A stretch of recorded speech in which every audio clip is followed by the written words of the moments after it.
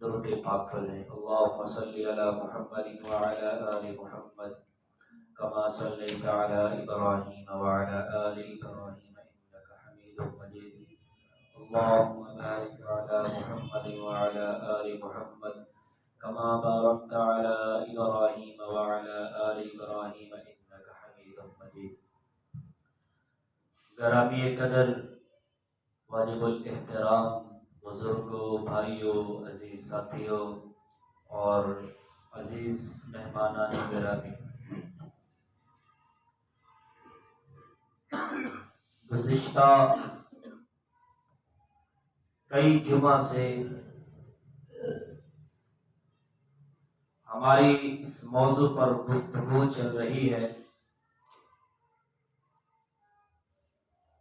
کہ کون سے وہ ایسے طریقے ہیں، طرق ہیں، راستے ہیں کہ جن راستوں کو اپنا کر، جن طریقوں پر عمل پیرا ہو کر حضور نبی کریم صلی اللہ تعالی علیہ وسلم کے اس فرمان مبارک کا ہم مصداق بن سکتے ہیں کہ التاجر الصدوق الامین مع النبیین الی آخر الحدیث۔ اللہ کے پاک پیغمبر صلی اللہ تعالی علیہ وسلم نے ارشاد فرمایا کہ سچ بولنے والا تاجر، امانت دار تاجر، کل قیامت والے دن اس کا حشر انبیاء، شہداء اور صالحین کے ساتھ ہوگا۔ اور گزشتہ جمعے میں نے یہ بھی گزارش کی تھی، ایک روایت سنائی تھی، حضور نبی کریم صلی اللہ تعالی علیہ وسلم نے ارشاد فرمایا کہ انسان جیسی زندگی گزارتا ہے ویسے ہی اس کی موت آتی ہے۔ الانسان یموت کما تعیش، جیسے وہ زندگی گزارتا ہے، اگر نیکیوں والی زندگی ہے تو اس کی موت بھی اچھی آتی ہے، اور اگر حسنات والی، طاعات والی، نیکیوں والی زندگی نہیں گزری، سیئات میں پڑا رہا، نافرمانی کے دلدل میں پھنسا رہا، اللہ نہ کرے، 100 دفعہ نہ کرے، وہ موت بھی بری آئے گی۔ اللہ پاک فرماتے ہیں وَلَا تَجْعَلْ يَدَكَ مَغْلُولَةً إِلَىٰ عُنُقِكَ وَلَا تَبْسُطْهَا كُلَّ الْبَسْطِ فَتَقْعُدَ مَلُومًا مَحْسُورًا۔ اس کا پہلے میں ترجمہ کرتا ہوں، بعد میں اس کی تھوڑی تشریح سامنے رکھتا ہوں۔ اللہ پاک نے اپنے پیارے حبیب صلی اللہ تعالی وسلم کو خطاب فرمایا، اور آپ صلی اللہ تعالی وسلم کے واسطے سے پوری امت کو یہ سبق دیا گیا کہ آپ اپنی معیشت کے اعتبار سے یا پھر صدقہ خیرات کے حوالے سے نہ اپنے بالکل ہاتھ باندھ کے رکھیں کہ آپ کے سامنے کوئی غریب، یتیم، مسکین، کوئی بیوہ، کوئی بچہ، کوئی بھوکا مر جائے اب اس کو پوچھے تک نہ۔ وَلَا تَبْسُطْهَا كُلَّ الْبَسْطِ، اور نہ ہی اپنا جیب، اپنا مال، اپنا زر اور اپنی ساری کی ساری کمائی کی ہوئی مال و دولت ایک لمحے میں اس طرح لوٹا دے کہ کل کو آنے والے دن آپ یا آپ کی اولاد لوگوں کے سامنے اپنا کشکول، اپنا پیالہ، اپنا دامن لے کے پھرے کہ ہمارے باپ نے سارا کچھ اللہ کے راستے میں صدقہ کر دیا، ہمارے کھانے کے لیے تو کچھ بھی نہیں ہے۔ شریعت ان دونوں چیزوں سے منع فرماتی۔ ہوا یوں، امام بغوی رحمۃ اللہ علیہ نے حضرت جابر رضی اللہ تعالی عنہ کی روایت سے یہ واقعہ نقل کیا ہے کہ حضور نبی کریم صلی اللہ تعالی علیہ وسلم کی خدمت میں ایک نوجوان آیا۔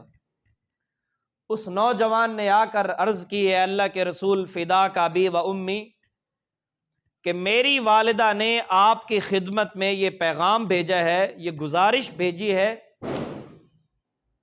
کہ ایک اپنا کوئی کرتا مجھے عنایت فرما دیں۔ اور قدرتی طور پر اللہ کے پیارے رسول صلی اللہ تعالی علیہ وسلم کے پاس اس وقت وہ جو آپ صلی اللہ تعالی وسلم نے ایک کرتا زیب تن کیا ہوا تھا، جو کرتا پہنا ہوا تھا، اس کرتے کے علاوہ کوئی کرتا بھی نہیں تھا۔ یہاں پر ایک بات سمجھ میں آتی ہے، وہ بتاتا چلوں کہ امام الانبیاء، تخلیق وجہ کائنات، سارے نبیوں کے امام، اور جن کو اللہ نے زمین سے اٹھایا اور اپنے پاس بلا کر معراج عطا فرمائی، ساری کائنات کی تخلیق کی وجہ اور سبب حضور نبی کریم صلی اللہ تعالی وسلم کی ذات ہے۔ اور آپ کے لیے اللہ تبارک و تعالیٰ نے فرمایا، محبوب اگر آپ اجازت دیں تو آپ کے لیے یہ احد کا پہاڑ سونے کا بنا دوں۔ جس کو اتنی بڑی آفر مل جائے، احد پہاڑ سونے کا بنا دیا جائے، صرف ایک حکم، ایک آرڈر، اجازت، ایک فرمان پر احد پہاڑ سونے کا بنا دیا جائے، اتنی بڑی ذات ایک کرتے کے سوا کوئی دوسرا کرتا نہیں ہے۔ میرے دوستو، آج ہم طرح طرح کے ڈریس، طرح طرح کے لباس ہمارے پاس موجود، پھر بھی اگر کوئی شادی بیاہ آ جائے تو ہم کہتے ہیں جب تک 6 سوٹ ہم نہ بنوا لیں ہماری شادی میں ناک کٹتی ہے، فیملی میں ناک کٹتی ہے، رشتہ دار کیا کہیں گے، دوست احباب کیا کہیں گے، فرینڈز کیا کہیں گے۔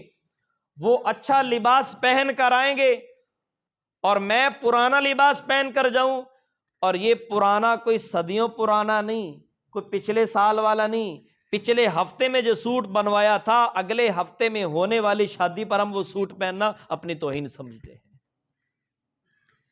پھر کہتے ہیں جی مہنگائی بڑھی ہے۔ مہنگائی کیا کرے جی؟ یہ مہنگائی نہیں ہے، مہنگائی ہم نے خود بنائی ہے۔ چیزوں کے مہنگا ہونے کا اسباب میں ہوں، کوئی اور نہیں ہے۔ چیزیں مہنگی ہم نے خود کی ہیں۔ دیکھیں نا، جب کسی چیز کی مارکیٹ میں ڈیمانڈ بڑھتی ہے تو وہ خود وہ ایٹومیٹکلی وہ مہنگی چیز ہو جاتی ہے، کیونکہ اس کی مانگ بڑھ گئی ہے۔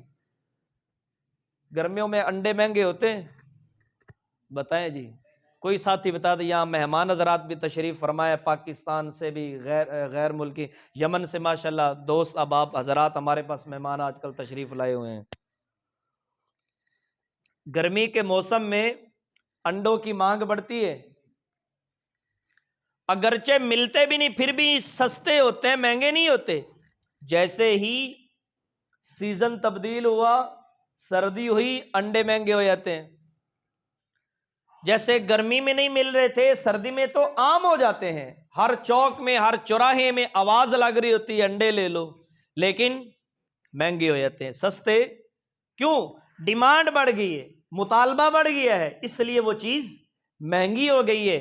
میرے عزیز دوستو، اگر ہم اپنے استعمال کردہ چیزوں کے اندر اگر حضور نبی کریم صلی اللہ تعالی علیہ وسلم کی سنتوں کو نہیں اپنائیں گے، مہنگائی اس سے بھی زیادہ ہوگی، کم نہیں ہوگی۔ بہرحال یہ ایک بات درمیان میں آگی، میں نے گزارش کر دی کہ اپنے خرچے خود کم کرنے چاہیے۔ انسان خود بڑھاتا ہے، ہمیں خود کم کرنے چاہیے، مہنگائی خود ختم ہو جائے گی۔ اگر ہمارے گھر کی شام کی ہنڈیا وہ اگر 200 روپے میں تیار ہو رہی ہے تو 500 میں کیوں ہو جی؟ کیا ہے کہ محلے میں، پڑوس میں ہمارے رشتہ داروں کا گھر ہے، اگر وہاں گوشت کی خوشبو آ رہی ہے، شام کو ہمارے گھر میں اگر آلو پکیں گے تو ہمارے بچے کیا کہیں گے؟ یا وہ پڑوس والا رشتہ دار کیا کہے گا؟ ہمارے گھر میں گوشت پک رہا ہے، ادھر آلو پک رہا ہے، یہ نیچے گر گیا۔ صرف واہ واہ کروانے کے لیے اور فیملی میں اپنی ناک بچانے کے لیے ہم یہ سارا کام کر رہے ہیں، مہنگائی عروج پر جا رہی ہے۔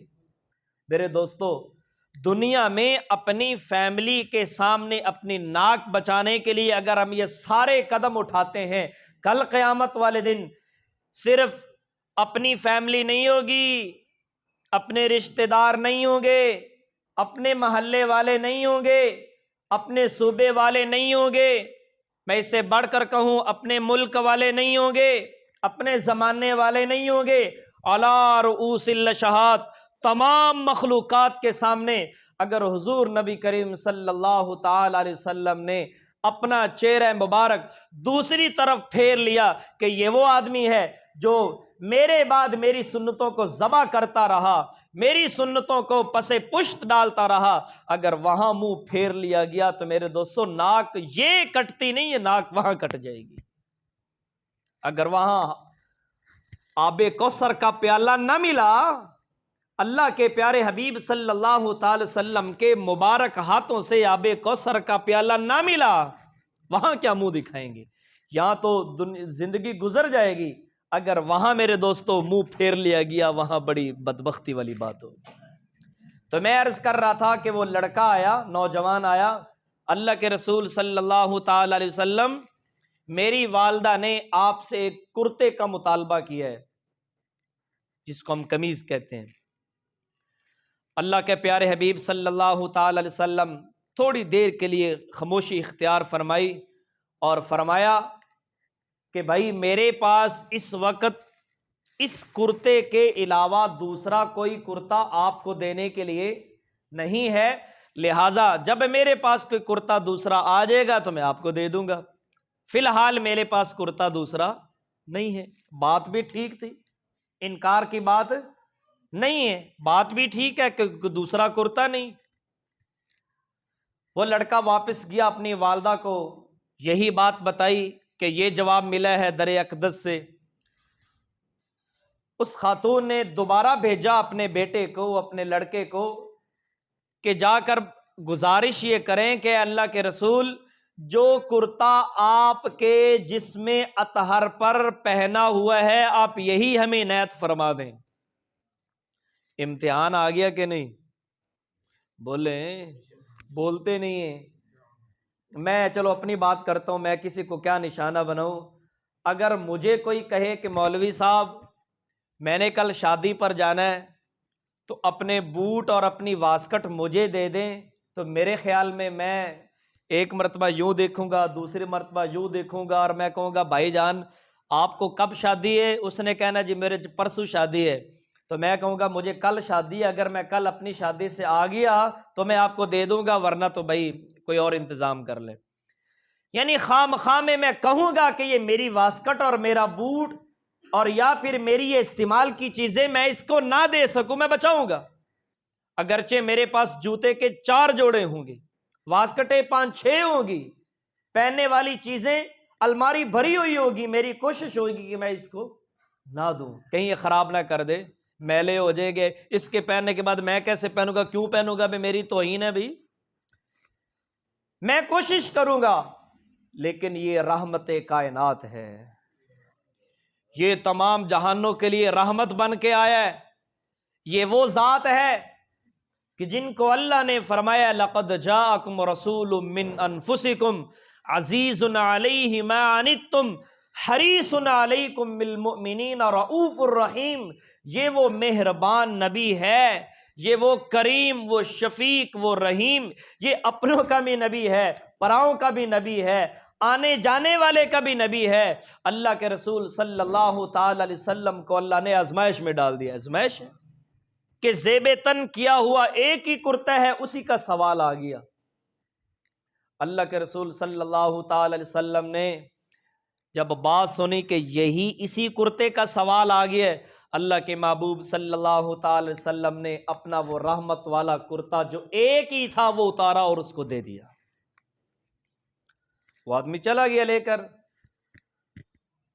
حضرت بلال حبشی رضی اللہ تعالی عنہ نے اذان پڑھ دی، اذان ہوئی اور نماز کے لیے اللہ کے رسول صلی اللہ تعالی علیہ وسلم تشریف نہ لے جا سکے، صحابہ کرام بیٹھے ہیں، انتظار فرما رہے ہیں کون نماز پڑھے۔ یہاں پر تو اگر امام صاحب 1 سیکنڈ لیٹ ہو جائے تو ہم کیا کرتے ہیں بھائی؟ نہ بولو، پتا تو ہے جڑا آپ کرنے ہیں۔ کیا ہوتا ہے؟ مسجد میں شور پڑ جاتا ہے اور اتنی آنکھیں کھول کھول کے گھڑی کی طرف دیکھتے ہیں، شاید اگر گھڑی کے اندر کوئی انسانی جان ہوتی تو وہ پھٹ جاتی۔ اتنی نظریں گھور گھور کے گھڑی کو دیکھتے ہیں کہ شاید گھڑی کا شیشہ پھٹ جائے گا، اور پھر تھوڑی اور لیٹ ہو جائے تو افراتفری پڑ جاتی ہے، یہ کیسا مولوی صاحب ہے، کیسا امام صاحب ہے، اسی تنخواہ نہیں دیں دے، فلاں نہیں کرتے۔ مجھے معاف کرنا، یہ باتیں ہوتی ہیں، ہر جگہ ہوتی ہیں۔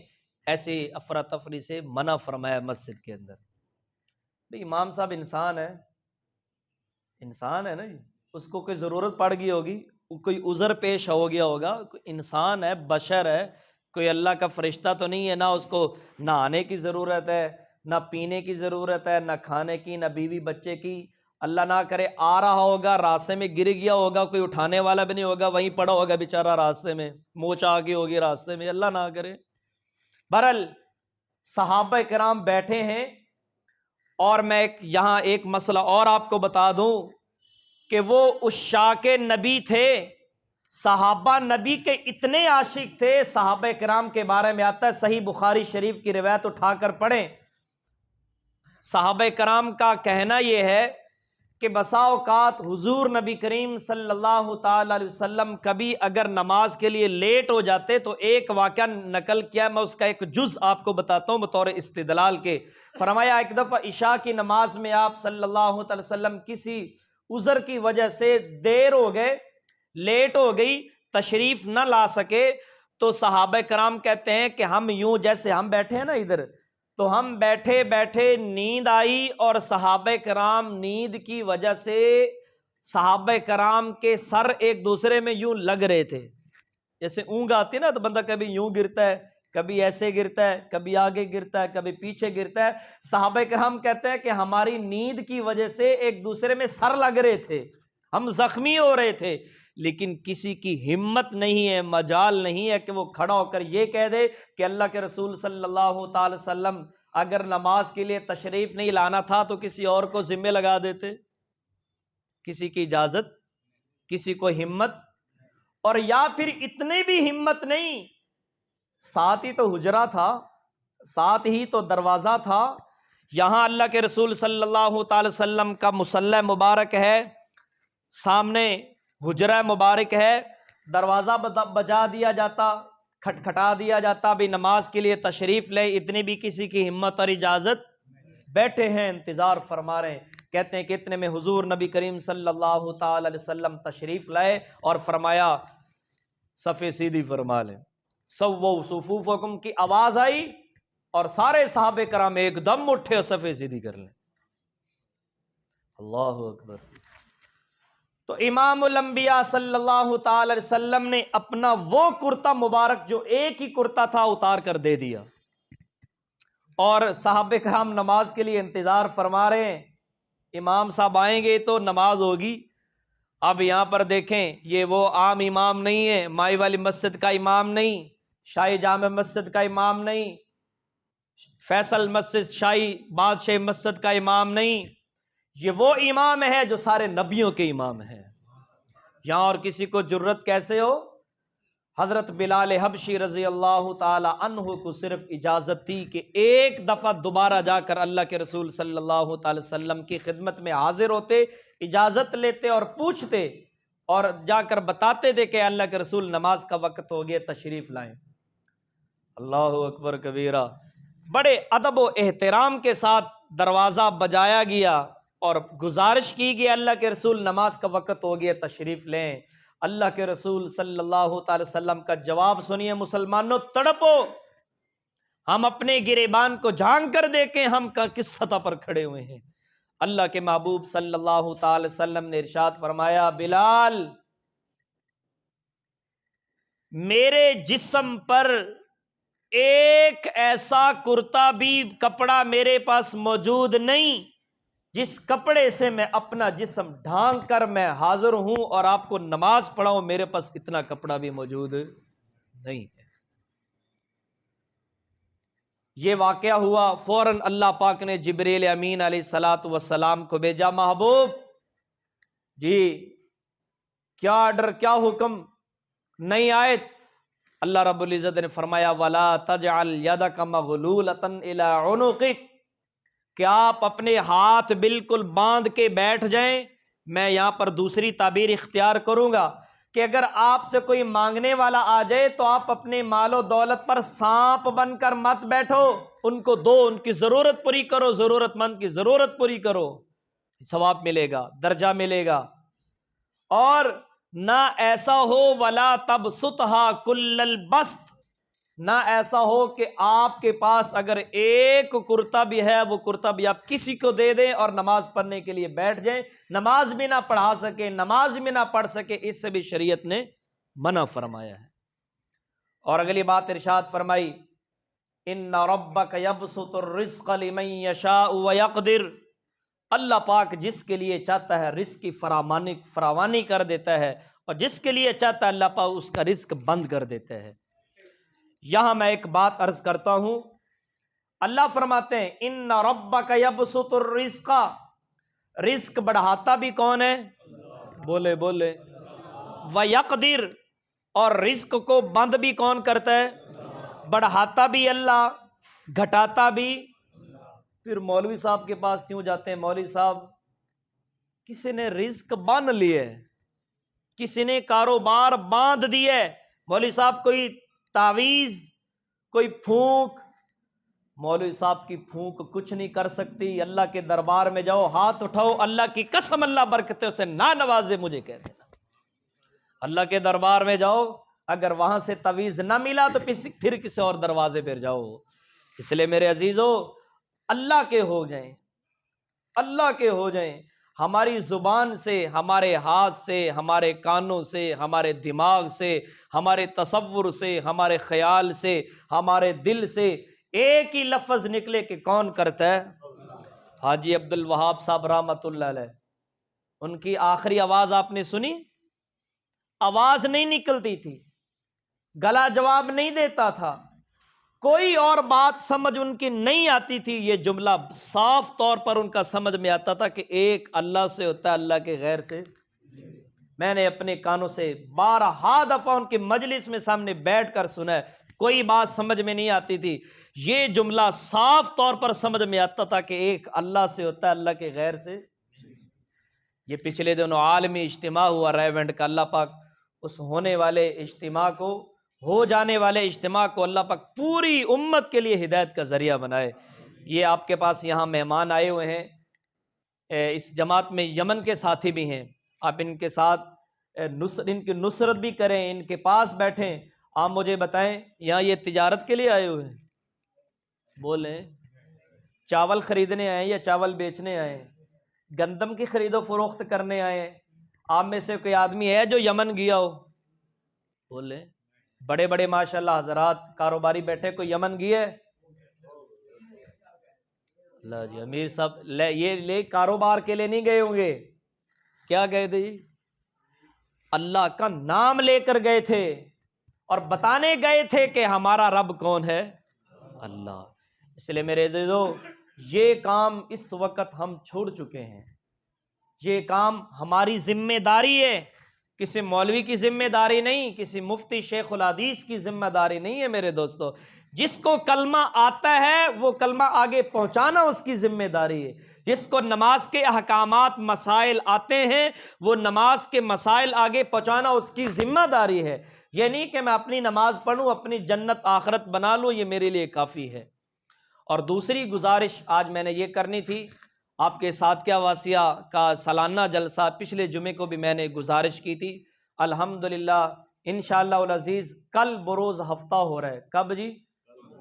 کل بروز ہفتہ ساتھ کیا واسیہ کا سالانہ جلسہ الحمدللہ شاہی عیدگاہ میں ہو رہا ہے جی۔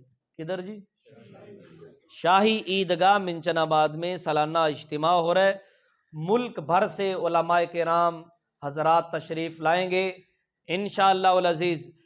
ہمارے حضرت جی فرمایا کرتے ہیں کہ جلسہ سننا آسان ہے، جلسہ کروانا یا سنوانا بہت مشکل ہے۔